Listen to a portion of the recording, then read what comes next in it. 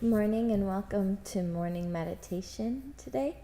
Father Joe is over doing Mass for the school children this morning, so send some prayers his way that goes well. And today I was thinking about all of the different ways we come to know and understand God. And a lot of people have been talking recently, this is spring break time, and COVID has really restricted the different kinds of travel that people can take. But this is a time of year that normally people would like to get a little bit away from Minnesota and go someplace else for sunshine and for warmth and for seeing some green. And yet, also just about a month ago, we had those incredible mornings where the ice was so delicately and carefully placed on the tree branches. And I just saw tons of pictures people had taken about just how beautiful that ice was, frosting the trees and the branches. Sometimes people say that the place that they go to find God is in nature. And sometimes people will juxtapose and say, oh, I don't need church because I go into nature to be with God. The thing is really our faith includes nature. They're not separate from each other. The scriptures, our church teaching, they all tell us how important the natural world is for understanding who God is, because God created the heavens and the earth and uses it to teach us about himself. I was thinking about this desire for escape from the cold, and this weekend in the gospel we'll hear the story of the Transfiguration, where Jesus takes James and John up a mountain. And so even in Jesus' time, there was this retreating to the wild, this retreating to different scenery. And that journey up the mountain is a replay of so many other biblical stories where people travel into the wilderness or up the mountains and there experience this profound coming of God. Elijah and Moses both come to Jesus and James and John on the mountain, and we know from their stories, Moses was transformed on the mountaintop when God passed by him. He received the 10 Commandments on the mountaintop. This is a way in which God has revealed himself to Moses. And Elijah too, searching for God, wondering about which direction his life is going, hides in a high mountain cave, and there hears the voice of God come to him in a whisper. And so this desire to seek God wherever we are, and at times to retreat, is a very natural and biblical and Jesus-like endeavor.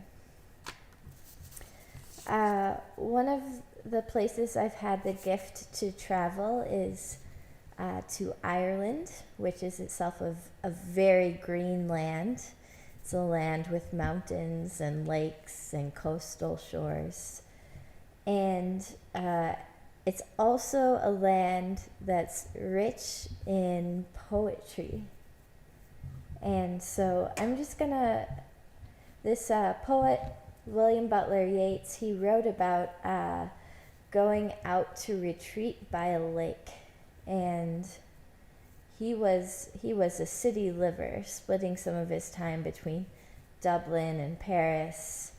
But he had that desire to be in nature.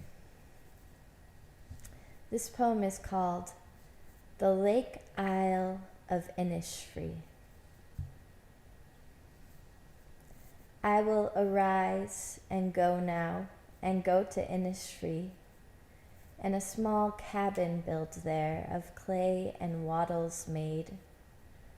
9 bean rows will I have there, a hive for the honeybee, and live alone in the bee-loud glade. And I shall have some peace there, for peace comes dropping slow, dropping from the veils of the morning to where the cricket sings. There midnight's all a glimmer, and noon a purple glow, and evening full of the linnet swings. I will arise and go now, for always night and day I hear lake water lapping with low sounds by the shore. Whether I stand on the roadway or on the pavement's gray, I can hear it in my deep heart's core. Again, that's the Lake Isle of Innisfree by William Butler Yeats. One of the things that this poem reminds me of is that image at the end where he's standing on the pavement in the middle of the city, standing on the roadway, and even there, this sacred memory of nature, he can hear it in his deep heart's core.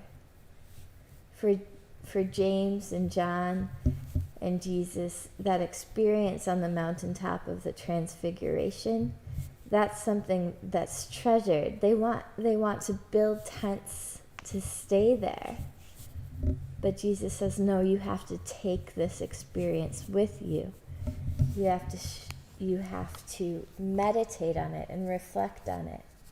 And it's a real gift that through our imaginations, we are able to journey back to those times where we've seen beautiful things in nature that have told us about God. Bring them to our mind and pray and meditate on those things. So now we're going to just go over a few biblical passages that I thought fit this discussion of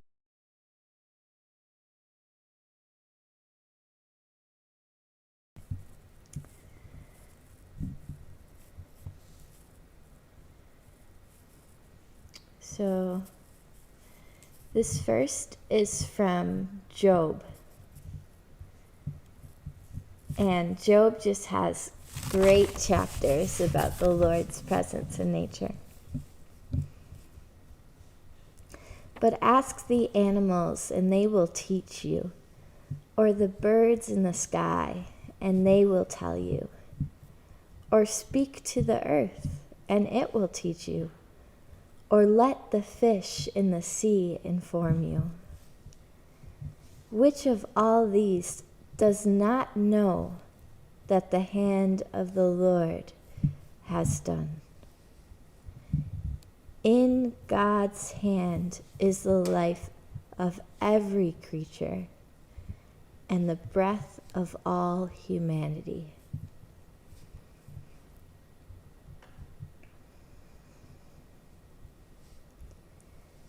In God's hand is the life of every creature and the breath of all humanity.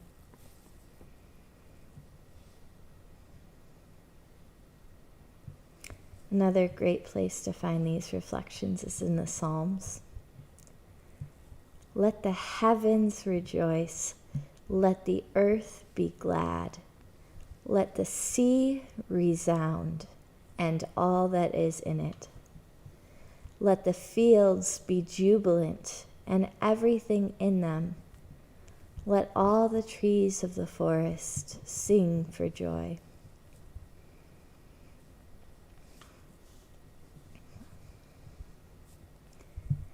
In God's hands are the depths of the earth, and the mountain peaks belong to him. The sea is God's, for he made it, and his hands formed the dry land.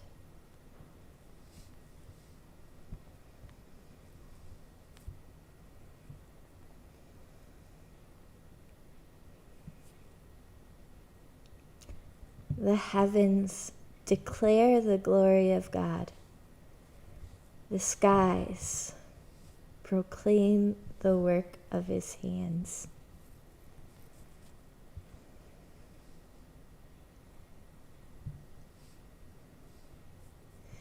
Again from the book of Job, right at the end of Job, God just kind of goes through all of the wonders of creation and asks Job how he understands that creation was formed. He says, "Listen to this, Job. Stop and consider God's wonders. Do you know how God controls the clouds and makes lightning flash? Do you know how the clouds hang, poised? Those wonders of God who has perfect knowledge."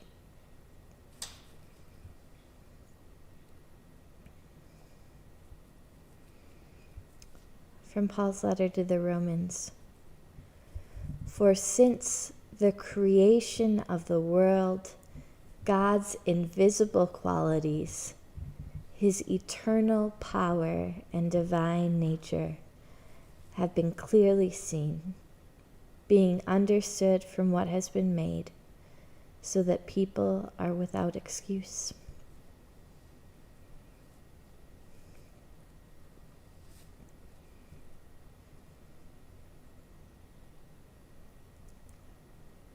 From the Psalms again.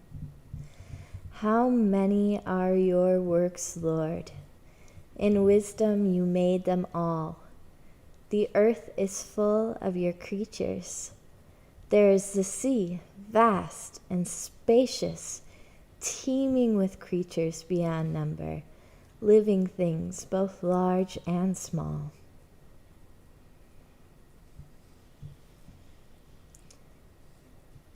The Lord loves righteousness and justice.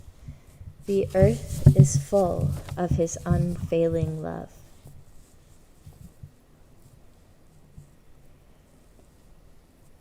Now, one of the interesting things, one of the signs of a land not being faithful to God and a people not being faithful to God, that different types of geographic or the different types of devastations face the land. Famines, plagues, those types of things are a symbol that something is off in the relationship between God and God's people. The world was not made to be polluted or destroyed. And it's one of the things that we can see is that where the land is not cared for, God is not understood. In Ezekiel, the prophet Ezekiel says this: "Son of man, prophesy against the shepherds of Israel. Prophesy and say to them, woe to you shepherds of Israel who only take care of yourselves. Should not you shepherds take care of your flock? You eat the curds, clothe yourselves with wool, and slaughter the choicest of animals, but you do not take care of the flock." Or in Isaiah, "The earth dries up and withers. The world languishes and withers. The heavens languish with the earth. The earth is defiled by its people. They have disobeyed the laws, violated the statutes, and broken the everlasting covenant. Therefore, a curse consumes the earth. Its people must bear their guilt. So maybe I should just clarify that a little bit. I'm not saying that natural disasters are a response to, not God's response to unfaithfulness in the people. What I'm saying is that there is an understanding when the earth is not cared for in the proper way, that is part of our relationship with God, that something's not right about.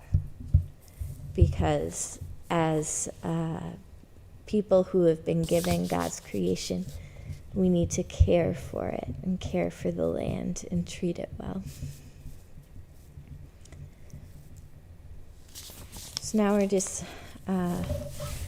going to pray one more psalm. And this is a psalm that for me, and I hope for many other people, has been a psalm that it's one of the places that I can use to really use my imagination to transport me to the scenery that we're seeing.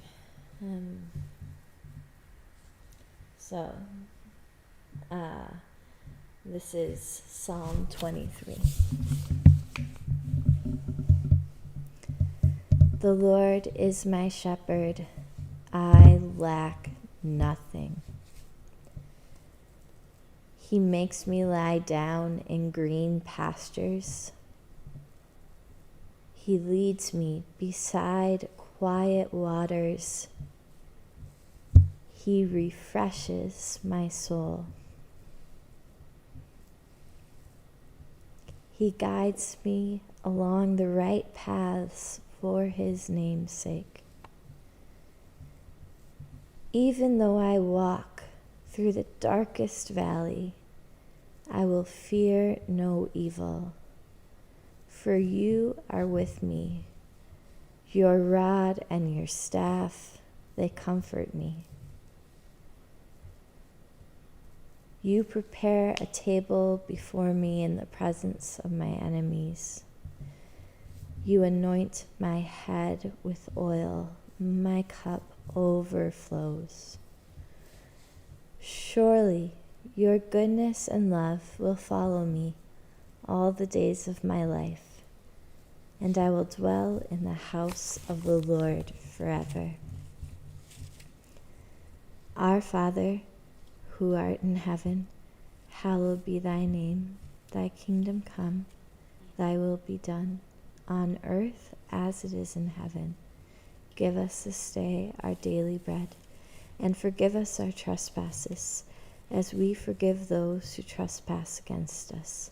And lead us not into temptation, but deliver us from evil. Amen. Thank you for joining me for morning meditation today, and come back to join Father Joe tomorrow at 9 a.m. Thanks. Have a great day.